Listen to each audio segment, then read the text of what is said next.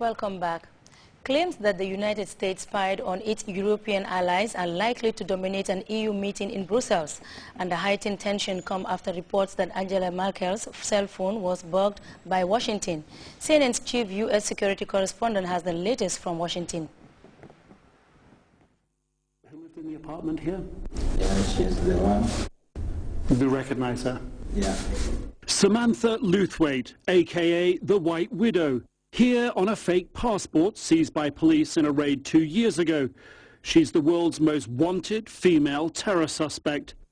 Once married to London's 7/7 suicide bomber Jermaine Lindsay, suspect of involvement in terror attacks in Kenya dating back to 2011. On the run from Interpol, her building manager wants his identity withheld, explains how she hid. So she can give me a number in the morning at 8. At 9, if I call her, she has changed another line. Really? At 10 or 11, another line. At 4, another line. So lots of phone lines. Identical to this apartment, just feet from hers. The building manager says she shared the 100 square meters of upmarket living space, cost about $1,000 a month, with 4 children and a man he believes was her husband. They arrived February 2011 and were anything but normal. Luthwaite would spend many hours in the local mall and the Nakamat department store, where he would sometimes go with the family. By the time she was going to Nakamat, she can stay there for 3 hours, 4 hours, then she come back. So she would go to Nakamat for 3 or 4 hours and sit there and watch who was coming and who was going? She was going to working Nakamat. Sometimes children breaks things, she pays. Then she goes to saloon, then she come back. So she spent a lot of the time she spent here was keeping watch on Nakamat. Yeah. See who was going, who was shopping. Yeah. From her balcony, she could see directly to the shopping center that she was spying on.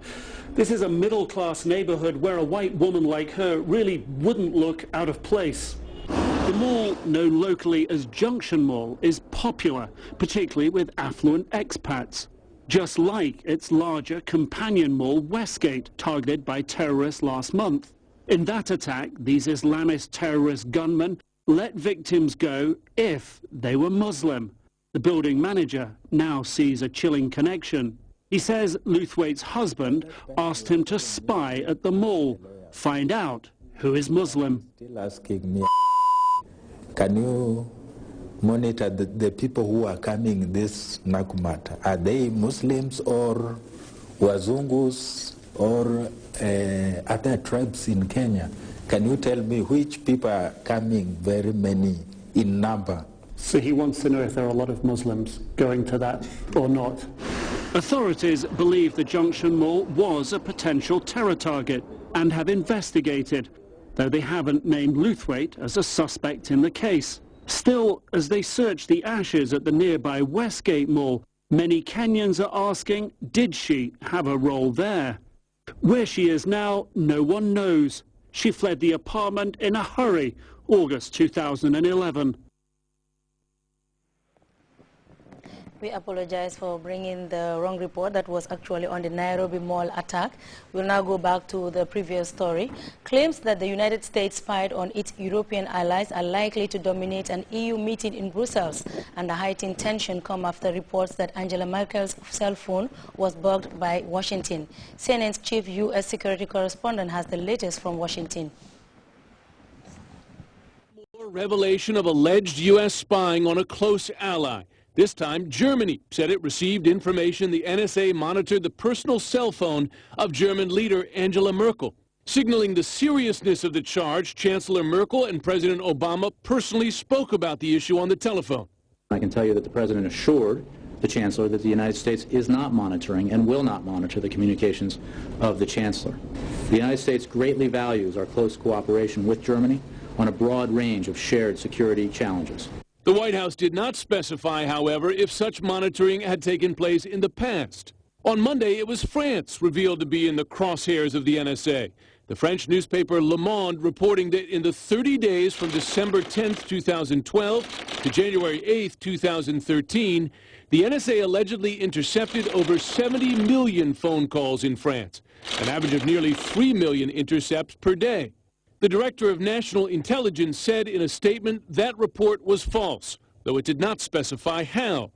By then, the French foreign minister had already blasted the American policy of widespread surveillance. These kinds of practices between partners that violate privacy are totally unacceptable. Documents released by Edward Snowden have now revealed NSA surveillance of the communications of a long list of close U.S. allies, including Germany, England, Brazil, Mexico, and the European Union. When you look at America's soft power, its message, and its relationships with these countries, how embarrassing is this? It's always awkward. I mean, what you have here is a situation where either someone sees the hand in the cookie jar or as strong evidence the hand has been in the cookie jar. Every time this happens, there's going to be awkward conversations. Now, when each of these surveillance cases have been exposed with American allies, the administration has made 2 points. They say, one, that all countries spy on other countries, and also that they're conducting a review of this surveillance to get a better balance between security concerns and privacy concerns. They haven't given any details as to what that review has shown or what changes it's going to bring. And as far as everyone spying on everyone, what appears to get the allies angry is really the scale of this and the level of this going up to the highest leaders, and that's an answer that has not yet been satisfying to American allies. We'll now take our second break, and sport is next.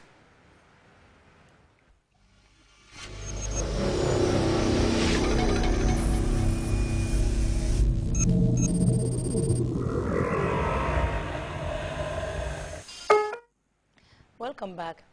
Racism in sports has again reared its ugly head, this time at a football in Moscow on Wednesday. Crowds there shouted monkey chants at Man City midfielder Yaya Toure, who hails from Ivory Coast. Toure has said that he is furious and has urged UEFA to take strong action. Let's look at this report by CNN's Phil Black.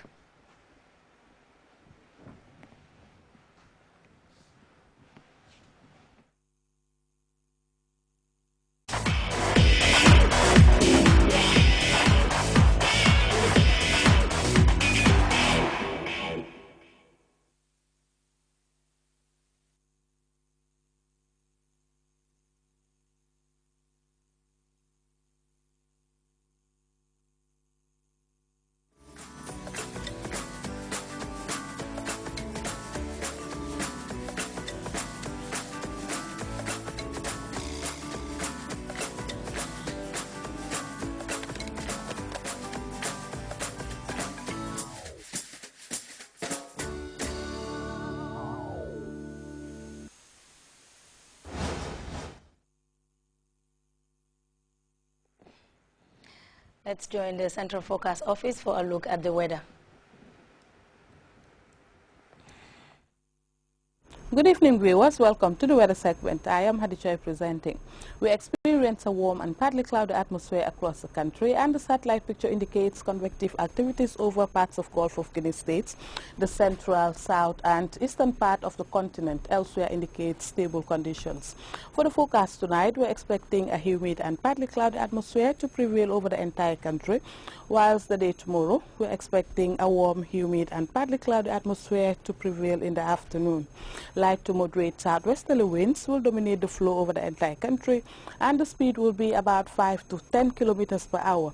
Morning temperatures will be either 22 or 23 degrees Celsius across the country, and for the afternoon temperatures we are expecting 33 degrees Celsius over the Greater Banjul area, 34 over the West Coast region, 35 over North Bank and Lower River, while Central and Upper River will record 36 degrees Celsius. For the low tide, we're expecting 0.6 meters at 7:36 a.m. and also at 7:39 p.m. High tides, we're expecting 1.5 meters at 1:24 a.m. and 1.3 meters at 1:49 p.m. Waves will vary between 0 to 1 meter, southeasterly swells. The sun will rise at 6:58 and will set at 18:42. Thanks for watching, and